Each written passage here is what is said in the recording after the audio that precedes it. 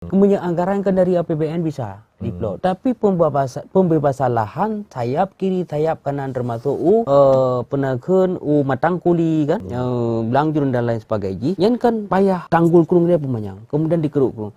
Nyo kurung tanya ubud kemudian tanggul hana. Tanggulnya nilai. Maka pemerintah harus konten nilai pembebasan lahannya nilai. Kemudian yang kedua tak ajak masyarakat untuk sama-sama. Kalau nyo adalah kepentingan, jadi bena yang ium sekian, bena yang nyo hanya selesai.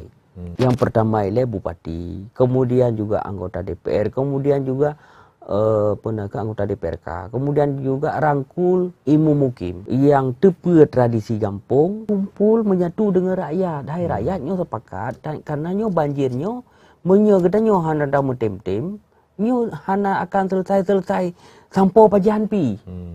Jadi hinan terbentuklah sabuh iklim kekompakan.